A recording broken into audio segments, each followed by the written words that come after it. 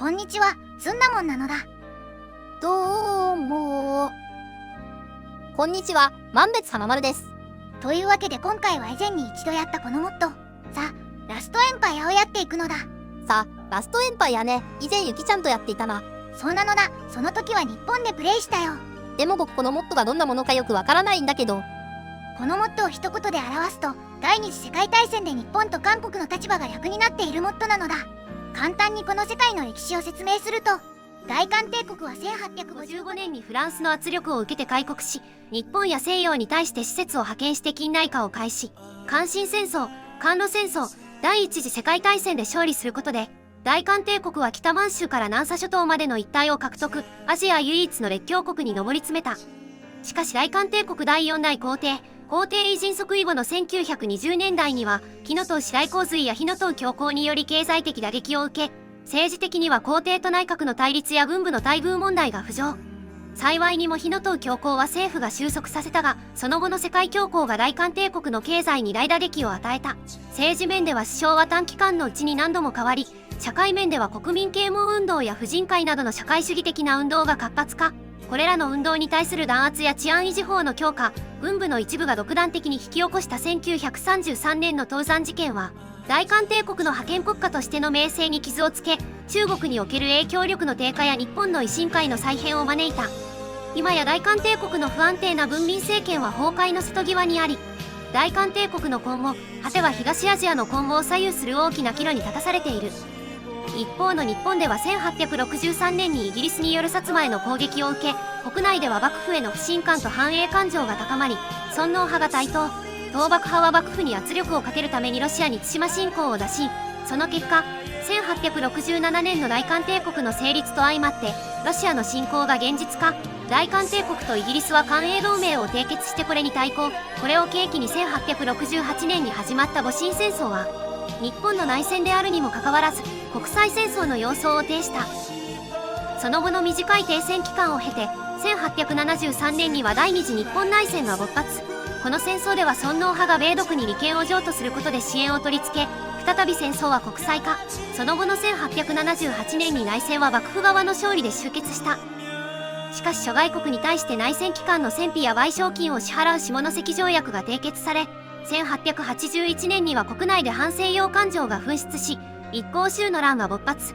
これにより列強は淡路条約を結び、日本各地に疎開を設置。日本は事実上の分割統治を受けることになった。その後の幕府は近代化を目指して西欧に施設を派遣し、1902年の韓露戦争や第一次世界大戦を経て、1920年には淡路条約が形式的に破棄。一方、日本国内では政治の腐敗と経済格差が拡大。1919年の3.1運動、1923年の関東大震災、1929年の世界恐慌などを経て、幕府の権威は揺らいでいる。ということなのだ。はえ、ちゃんと歴史が考えられてるんだな。ちなみにこの日本と韓国の立場が入れ替わってるシリーズ、ちゃんと2017年までの歴史が考えられているようなのだ。もし気になる方がいたら、動画の説明欄に URL を貼っておくから確認してみるのだ。今回のモッドのプレイ開始年代は1936年から。ほうほう、1936年は一つの時代が終焉に向かっている年代なんだな。そして今回プレイしていく国はこのモッドの主役、大韓帝国。朝鮮半島のみならず、沿海州から北海道、九州なんかも影響下に置いてるじゃん。前回の日本プレイの時はまあまあ大変そうだったけど、今回の大韓帝国プレイは余裕なんじゃない？いや、それがそうでもなさそうなのだ。これはザ・ラストエンパイアのスチームワークショップの説明文なんだけど、今回やっていく大韓帝国の連合国と戦争するルートは、1500時間はホイオンをプレイしてからやるように推奨されているのだ。難易度簡単で1500時間、普通で2000時間、困難で3000時間とかいう推奨を見たことないんですけど。なので今回のプレイ時は、韓中戦争の難易度のみ簡単に下げさせてもらうのだ。地球内よ。だってテストプレイ時に難易度変えずにやったら、北京すら落とせずに積んだんだもん。そして中の人は韓国語が読めないので、ここで難易度を簡単にする項目を間違えてるのだ。何やってるんだ。それじゃあだいぶ遅くなったけど、ゲームスタートなのだ。大韓人6000万人で栄光をつかみ取ろう。というわけで早速始まったのだ。まずは大韓帝国の内情を詳しく見ていくよ。現在の与党は民主党大韓帝国首相はキム・ヒソンなのだ。史実だと独立運動家であり、日本の陸軍士官学校にも通っていた人だね。指導者特性で戦争協力度と研究速度が上がるのだ。ちなみにキム・ヒソンと調べても韓国の女優の方しか出てこなくて、最初このもっとオリジナルの人物かと思ってたぞ。国民精神は全部で10個。1つ目はロンドン海軍軍縮条約、戦艦とかの最大コストに制限がかかるのだ。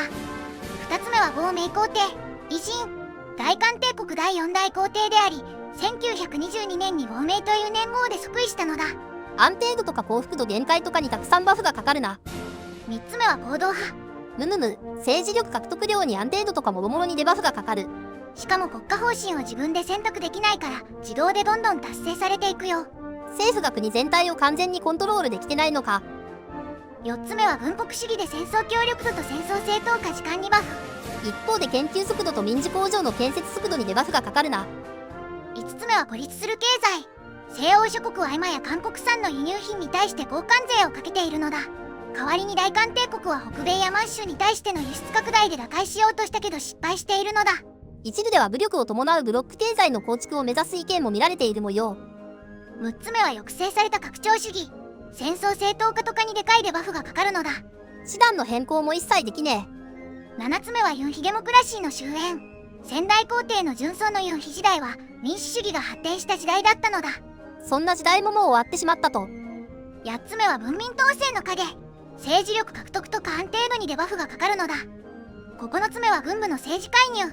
政治力獲得量と安定度なんかにデバフがかかるよ。一応戦争協力度が上がるけど微妙だな。最後は大韓帝国皇軍。バニラにも似たようなのあった気が。そして国家方針はこんな感じなのだ。めっちゃでかいな。左が文民政府ルート、右が軍事政権ルートなのだ。まあ政府が国をコントロールできてないからこの国家方針を指を加えてみることしかできないんですけどね。どうしてこんな目に。そしてこのもっと大韓帝国皇室の系譜が見えるのだ。国語を変える前の李氏朝鮮時代から現在の皇太子までが見れるじゃん。こういうところまでちゃんと作り込まれてるのだ。それじゃあ時間を動かしていくよ。なんか早速イベントが来たぞ。なんて書いてるんだこれ。キム・ギュシクという大韓党の有力な議員が党首に呼ばれて今度の穀物法の可否に対する会議に向かうようなのだ。そして同じく大韓党の有力議員のアン・チャンホも党首に呼ばれて穀物法の会議に向かっているよ。穀物法って何？穀物法は日本に対して食料関税を引き上げる法案。下院では与党民主党の力が強いから可決されてきたけど上院では大韓党が法案を拒否し続けてきたのだ。てっきり日本に対しては与野党関係なくトップと交換税かけるのかと思ってたぞ。むしろ大韓党としては日本に交換税をかけて徳川幕府が不安定になるのを恐れているのだ。なるほどな。しかし大韓党党首のパク・チュンヤンは大韓党の有力議員のキム・ギュシクとアン・チャンホを呼び出して穀物法に賛同するように呼びかけたのだ。急に手のひらを返して何があったんだ？与党とは妥協点を見つけたのだ。穀物法は両院で可決される見通しが立ったよ。まあこれで日本が不安定にならなければいいんだけど。同時期には軍の予算案についても話し合われているよ。話し合いじゃなくて取っ組み合いの乱闘では？この議員同士の低俗な争いにこれを観覧していた慶親王殿下は失望して議会を出て行ってしまわれたのだ。はあ。でもこの議会の様子に失望を覚えたのは慶親王殿下だけではないよ。帝国陸軍の統制派を率いるアンも失望のうちに議会を後にしたのだ。皇室や軍隊から失望されてこんなので文民政府はやっていけるのか。安心するのだ。ついに穀物法、治安維持法改正法案などの5つの法案がまとまった。5法統合法案が上院の野党大韓党の賛成を得て可決されたのだ。おめでてえ。この大改革で国内の赤どもを一掃できる指定罪も上向くはず。口の中にも残りがというやつが染みついてしまったのだろうか。パイプを吸ったわけでもないのになぜ息が苦しく感じるのだろうか。あちこちさまよう視線を無理やり止めるとよく磨かれた床に馴染んだ人物の影が浮かぶ。キム・エリン。その螺旋のような発音が覚えるのも大変だったアレクサンドラが使用していた来艦式の名前。シベリアのある地域で赤軍と共に戦い、エリンは1918年に死んだ。後ろ盾だったソ連は世界革命を唱えたトロツキーの失脚後支援を減らしていったし、トロツキーの非母家だった我々をスターリンが疎ましく思っているからであった。世界恐慌で揺れる我が国に備えて支持者を集めていたが当局の弾圧はますます激しくなり、いつの間にか体制に不安を抱いた者たちは新韓青年党というファシスト政党に流れていった。私の代わりに君がいてくれたら状況はもっと良かっただろう。アレクサンドラ。戻らない答えを待ちながらしばらく床だけを見つめていたところ、扉が開く音が聞こえた。足音は強く決意に満ちていた。そうか、ジェユ同士。準備は整いました。お前は日本通だと言っていたな。その通りです。私が九州で見たことを当主様もご覧になっていれば。やめろ。当主ではなく同志と呼ぶように言っただろう。はい、同志。今回の任務は必ず成功させなければならない。我が党の生死がここにかかっている。君に全てを任せよう。はい、国際社会主義運動の前進のために、非植民民主の放棄のために。明日死ぬものとは思えないほど。ジェユは堂々と立っていた。目には残像が染みついていて、彼の笑顔にアレクサンドラの姿が重なって見えた。そうだ、帝国主義打倒のために。ユン・コンギルは自分自身がかなり良い生活を送っていると感じていた。試験に合格して入るのが難しいとされていた自重隊に入隊し、給与も十分にもらって家族を養うこともできた。あの厳しい大恐慌も皇帝陛下の恩恵を受ける自重隊を打ち破るにはあまりにも弱かった。本日は陛下がお城のあちこちを巡られる日でした。天気も良く、特に問題となるようなことも見当たりませんでした。おい、あの男は何をしているんだ。突然、周囲から何か叫ぶ声が聞こえた。コンギルは声が聞こえる方向へ視線を向けた。一人の男性がたどたどしい韓国語で皇帝の意向を冒涜するような言葉を叫んでいた。お前、私たちをそうやって搾取しておきながら贅沢三昧で良いのか。ならば民衆の弁当の味を少し味わってみろ。そしてその男性の手から離れた弁当が、いや、弁当の形をした爆弾が馬車に向かって飛んできた。自分でも気づかずに、コンギルは馬車を保護するために弁当を掴んだ。周囲に投げ捨てるには人が多すぎた。このままでは陛下が被害を受けるだろう。そう考え、コンギルは体を丸めて横たわった。そして熱い爆風がその体を包み込んだ。襲撃だ。ちょっと、皇帝偉人が環状のパゴダ公園で襲撃されたんだけど。あわわ。しかも襲撃した犯人が朝鮮共産党に雇われた日本人なのだ。もしかしなくても、これって前に議会で可決された穀物法が原因の襲撃なのでは？まさかね。もしそんなことがあったら内閣が倒れるじゃ済まないぞ。とりあえず今回の皇帝暗殺未遂事件発生後すぐに、キム・ヒソン首相は刑務大臣と共に事態の収拾について話し合っているのだ。皇帝暗殺未遂事件が起きてしまった以上、もはや寝床で安らかに死ぬことすらできないらしいっすね。皇帝をあんな目に遭わせた死刑もやむなしか。さようならキム・ヒソン。でもキム・ヒソン首相が最も恐れているのは軍人の反乱なのだ。キム・ヒソン自身が過去に軍隊に所属していたから、この後軍がどう動くか予測できたんだろうな。直ちにキム・ヒソン首相は軍のイ・ビョンム元帥と会談し、軍隊の反乱を抑えるように伝えたのだ。イ・ビョンム元帥曰く大体は抑えられるけど、本当に狂った連中は抑えられないとか言ってるよ。本当に狂った連中ってなんだよ。なんでそんな奴が大官軍の中にいるんだ。行動派。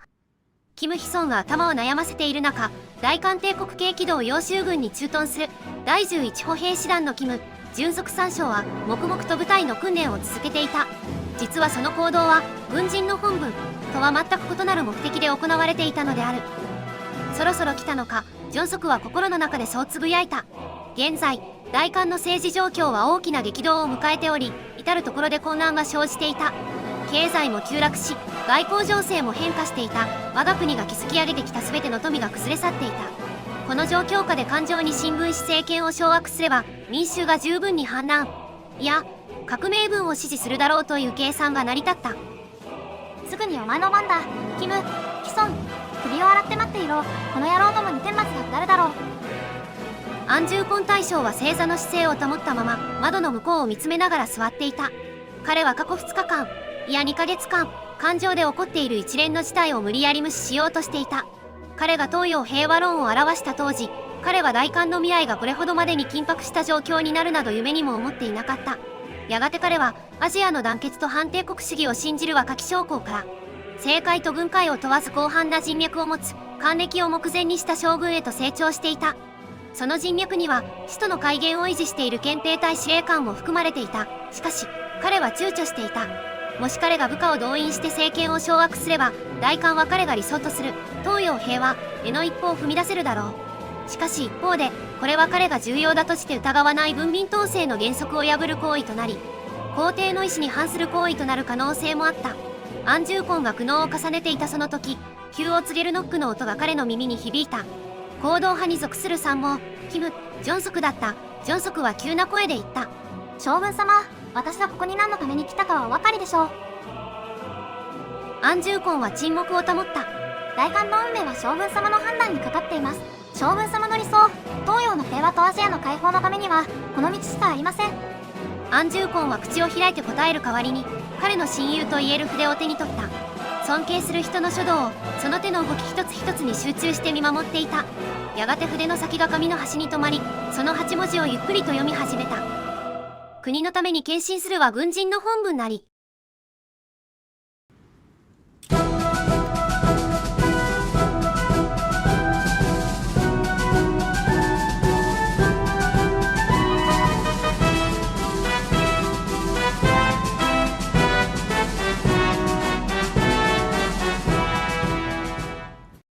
次回226事件、お楽しみに。